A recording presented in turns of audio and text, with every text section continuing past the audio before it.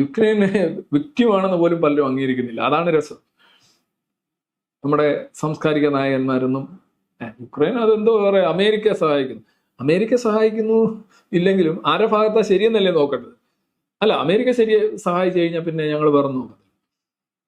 ഇതാണ് ന്യായം. അതാണ് ഹമാസ് ചെയ്യുന്നത് തെറ്റാണെങ്കിൽ അല്ല, ഹമാസിന് എന്തും ചെയ്യാം.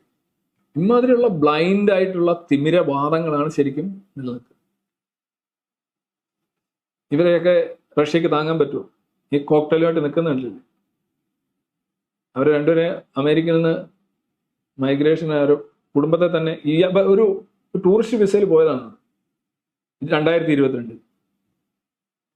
ഒരു ടൂറിസ്റ്റ് വിസയിൽ മാക്സിമം 6 മാസം നിൽക്കാൻ പറ്റുള്ളൂ. പിന്നെ അങ്ങനെ പല ടേമുകളായിട്ട് 10 വർഷത്തെ ഇനി വിസ ഇനി അമേരിക്ക റദ്ദാക്കും. അതായിരിക്കും ഇനി വരാൻ പോകുന്നത്.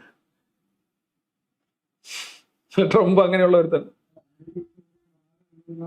കിട്ടാനൊക്കെ പാടാണ്. ടൂറിസ്റ്റ് വിസയിൽ പോയെന്നാണ് കോക്ടെയിൽ ബോംബുമായിട്ട് നിൽക്കല്ലേ. ഇയാൾ പറയുന്നത് ഫ്രീ പാലസ്തീൻ. എല്ലാവരും ഏതാണ്ട് ഈ വെടിവെച്ചവനും ഇത് തന്നെയാണ് പറയുന്നത്, ഫ്രീ പാലസ്തീൻ. ഇനിയിപ്പോ അള്ളാഹു അക്ബർ എന്ന് കേൾക്കുമ്പോൾ ആളുകൾ ഓടുന്ന പോലെ ഫ്രീ പാലസ്തീൻ കേൾക്കുമ്പോഴും ആളുകൾ ജീവനം കൊണ്ടുപോടുന്ന അവസ്ഥയാവും.